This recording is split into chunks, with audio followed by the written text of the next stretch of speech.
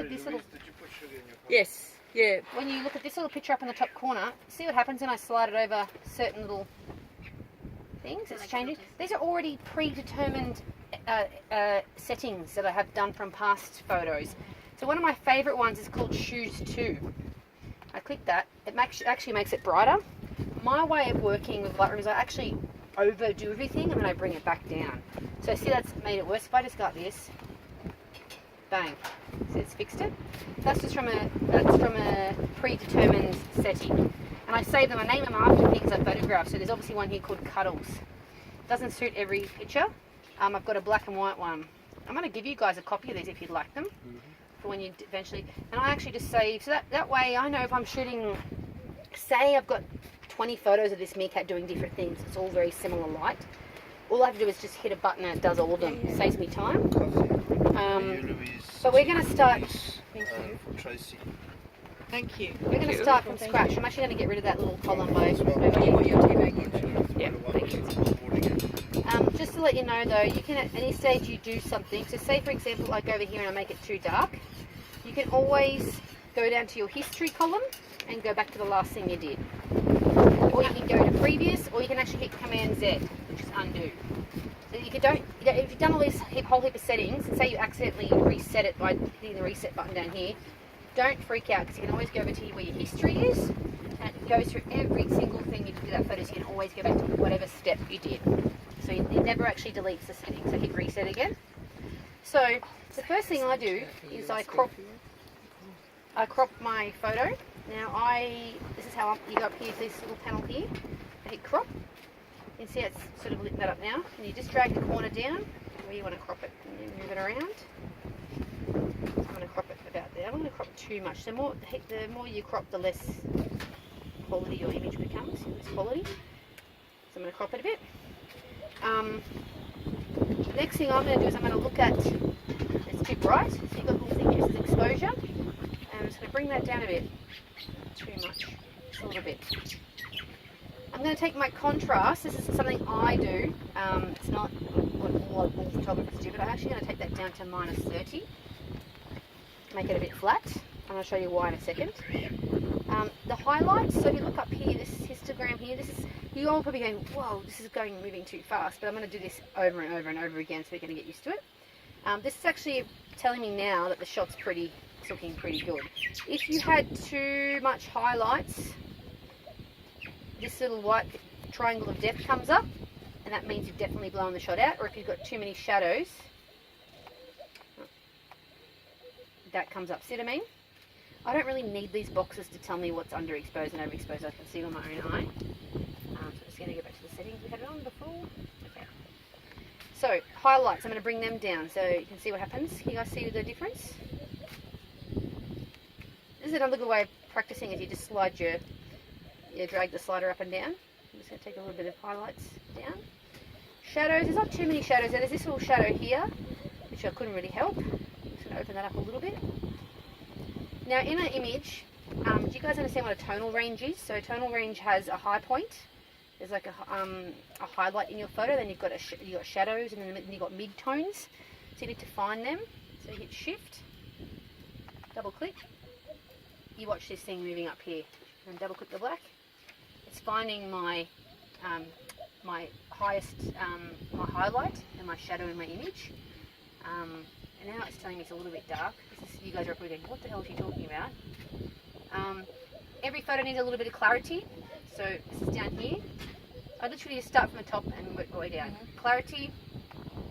See what happens when you put too much in. It's not looking real. Yep. So I only put about maybe 15 in. You can actually type the number in. It's ideal when you're using Lightroom that you have a mouse, not the trackpad. I've actually become so good using the trackpad that I don't use the mouse anymore. At any stage I want to see what the image is looking like and what it looked like beforehand, is you can go down here to these ones here. It shows you. Or you can there's all these little things I'm going to send you as well, little shortcuts. You can just hit Y. And that shows you before and after. Yep. So it's looking better now, isn't it? Look at that. Yeah. We're not over yet. Hold your wows. It was Y2. Yeah, Y to bring up the before and after. Or you can actually go down here where it says YY. Now every photo needs a bit of vibrancy, so it's a bit of colour. So I've actually got a predetermined setting for all this stuff, but I'm showing you guys from scratch. So I don't sit here with every photo and do this step by step. You guys are going to, because you need to learn to do that first before you start using presets. Okay, so vibrancy, I'm going to put about 30. Not sure if you can see that now. The colour's starting to come out a little bit. There's my nice, beautiful, soft blur in the background. I think Doug was in the background this shot actually. Blurred him out, didn't I? Okay. The tonal curve, I'm not going to really worry about that right now, but I'm going to leave that flat. There's other things. So tonal curve. These little things here, which I don't want you guys to get too focused on right now, but you can actually really use by using blue luminance, you can actually make a sky quite blue. This doesn't need to be looked at right now for this shot. Detail. So you've got sharpening here, and when I drag this little hand thing down, I'm going to look at the face, I'll look at the eyes of the big cat. Everyone can see the eye. Now watch what happens when I put up to, you see that? Down. It actually sharpens the pixels. So it makes the image sharper. So look at the eye, the detail. That's too much. No, this is doing the whole image. But this is just showing you want to look at the eye when you're looking at sharpening. So what I do is I think everything needs to be sharpened. So I hit 90. That's sharpening the entire image. But I don't want the whole image to be sharpened because I want to keep my background really soft. I just want the image to be sharp. So what you do is if you put masking down the bottom here, you actually hold the Alt or the Option key, you click on masking, and then everything in white is sharpened. So if I slide it down, you can see anything that's in white is being sharpened. So I'm going to just bring it back a little bit, probably to about there. So see how my sky's not being, my background's not being sharpened much?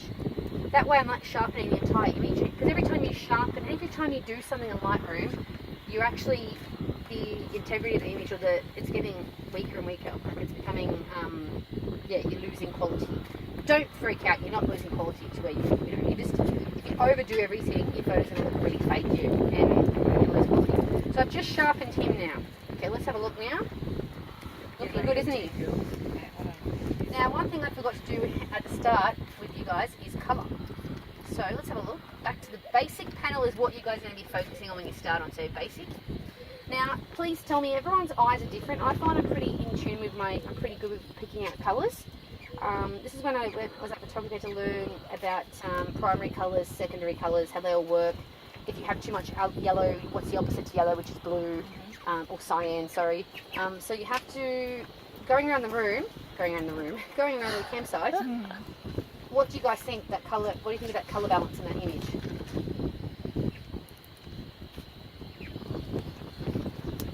What do you think? I think it's a bit blue. Yeah, is it blue? Is it yellow? What do you think? Do you think it's too blue? Do you think it's too yellow? What do you see? It's a lot of brown, like Yeah. I'm with Tracy, so it's too blue. That image needs to be, it's too cool, it needs to be warmed up. So you can go up here where it says as shot, and you've got all these different things here you can try out. So let's just try out auto.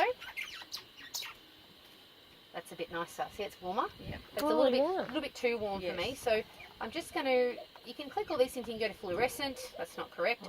So if you can remember what you shot the image under, whether it was a flash or tungsten, which is normal household lighting, shade or cloudy, whatever. Daylight. See, daylight's not too bad.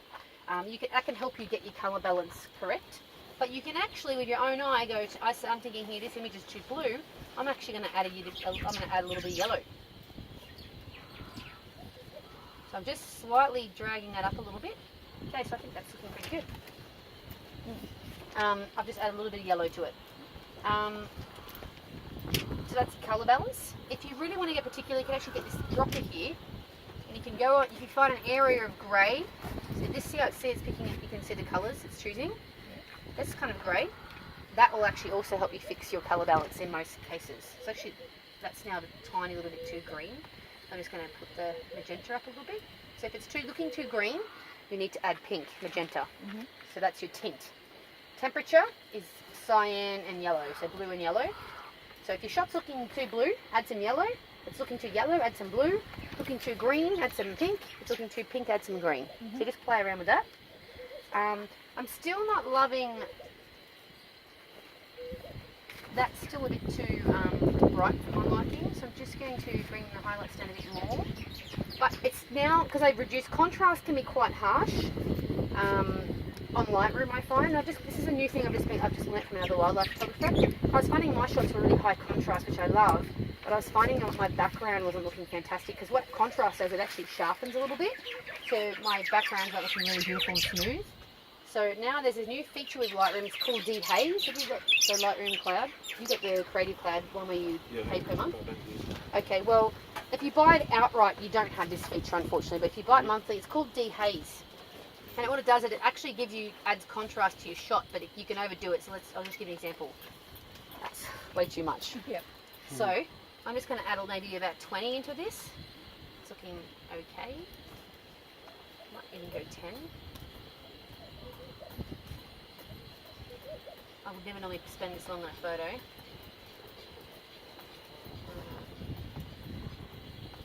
So that's why, tonal curve, medium contrast. Yeah, so they have to be strong, the tonal curve.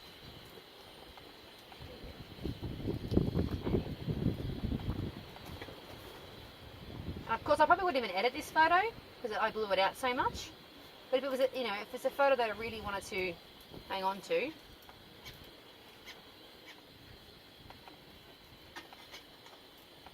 fix it. I might actually How do you like pull that down a bit. Okay. White with 1. No, 2 sugars you have. All right, white with 2. And what do you have? Just white, Okay. please. So can everyone, And white. what do you guys think of that? What's happened to that shot? Looks a lot better. Can you see how you can completely fix it? Yeah, the subject's jumped out more Yeah. than it was very. So that's just an example. Yeah. Wow. So I can just Great. go back and hit reset now. Oh shit, I've lost all my work. What do? I go to here and just go back to the last setting. Okay. Nice. So I'm just going to look through